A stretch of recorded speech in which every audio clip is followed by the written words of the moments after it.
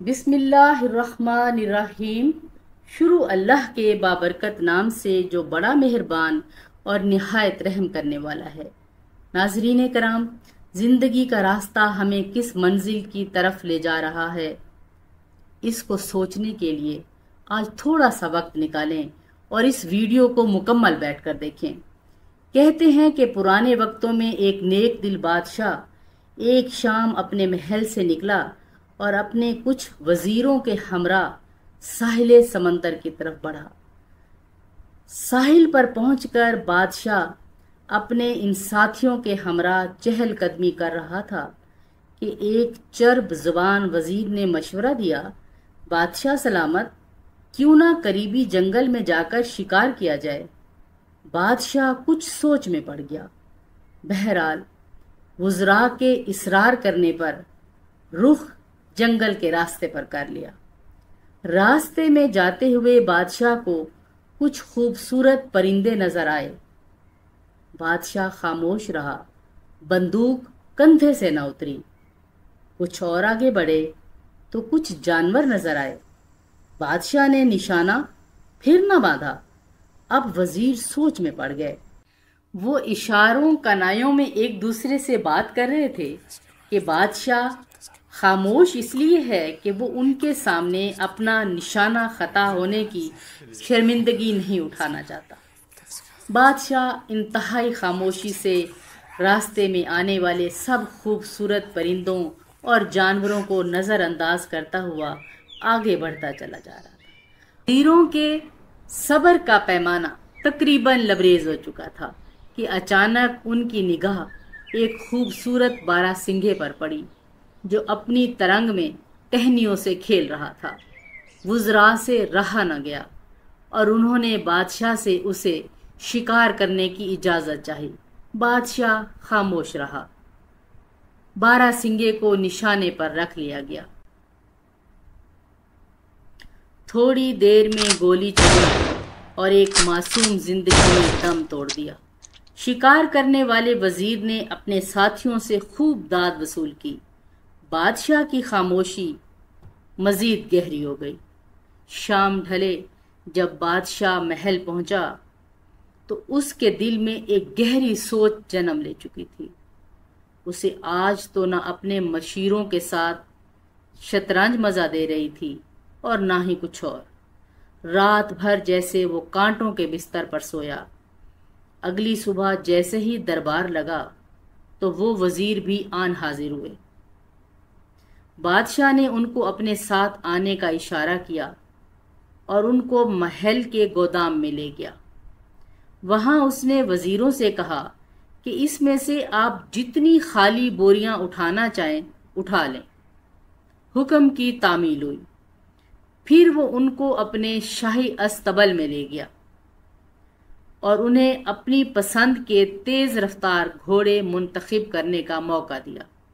ہر ایک نے اپنے لیے بہترین سے بہترین گھوڑے کو منتخب کیا، یہ سوچتے ہوئے کہ آج بادشاہ فیاضی کے موڈ میں ہے۔ پھر بادشاہ نے ان سے کہا کہ تم لوگوں کے پاس 4 دن کا وقت ہے، ادھر ادھر جاؤ اور یہ تھیلے ہر اس چیز سے بھر کے لاؤ جو تمہارے خیال میں مجھے کھانی چاہیے۔ وزیروں نے جی حضور کہہ کر گھوڑے دوڑا دیے۔ چند میل کی مسافت کے بعد ان کی بادشاہ کے لیے تابع داری کے جذبے میں کمی آنے لگی اور آہستہ آہستہ کر کے وہ سفر سے واپسی کی راہ لیتے رہے۔ بادشاہ نے واپسی کے راستے پر پہرا لگوا دیا تھا۔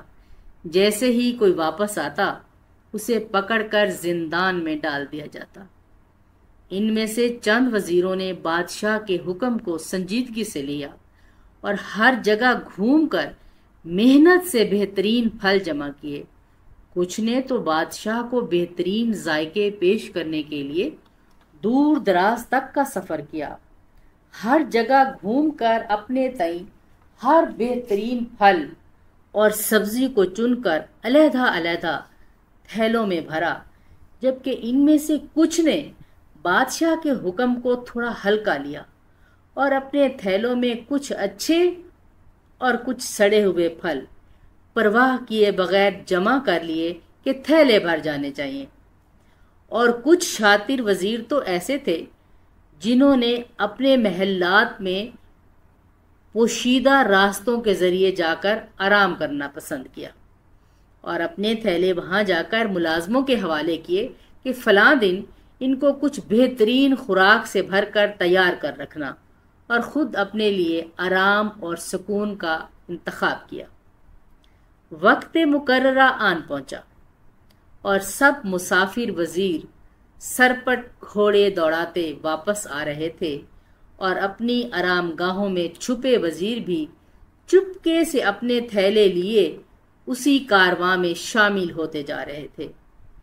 جب یہ سب وزیر اپنے تھیلے لے کر بادشاہ کے دربار میں آئے تو یہ پوچھے بغیر کہ انہوں نے کیا جمع کیا، بادشاہ نے حکم دیا ہر وزیر کو 3 ماہ کے لیے الگ الگ جیل بھیج دیا جائے، اور اپنی قید کی مدت پوری کرنے تک وہ جیل میں وہی کھانا کھائیں گے جو وہ میرے لیے ان تھیلوں میں بھر کر لائے ہیں۔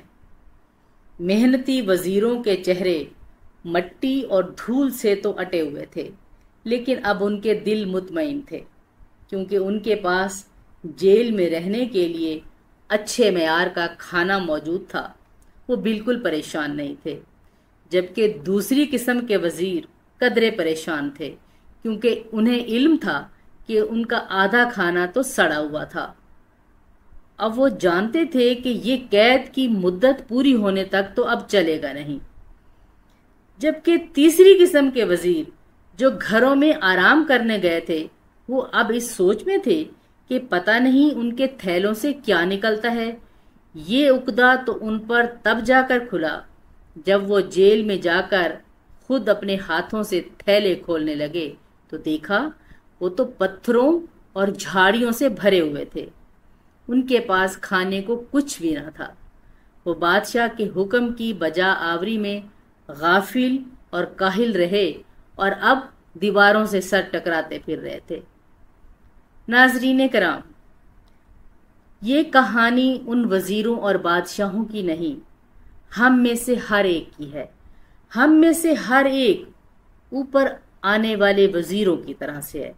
ہم سب کو ایک کتاب دی گئی جس کو پڑھنا، سمجھنا اور اعمال کا تھیلا بھرنا ہماری ذمہ داری ہے۔ ہم میں سے کچھ مخلص ہوں گے اور بہت ساری نیکیاں جمع کر کے ساتھ لے جائیں گے، اور دوسرے باقی وزیروں کی طرح زندگی گزاریں گے جن میں اچھے اور برے کاموں کا امتزاج ہوگا، جبکہ کچھ اپنے فرض سے بالکل ہی کوتاہی کریں گے اور دن رات گناہ کر کے اپنی زندگی برباد کریں گے۔ قیامت کے دن ہم اپنے کیے کے ذمہ دار خود ہوں گے۔ آئیے پہلے درجے کے وزیروں کی طرح بنیں، جنہوں نے معاملات کو سنجیدگی میں لیا اور آخرت میں ہر فکر سے آزادی۔ سلامت رہیں۔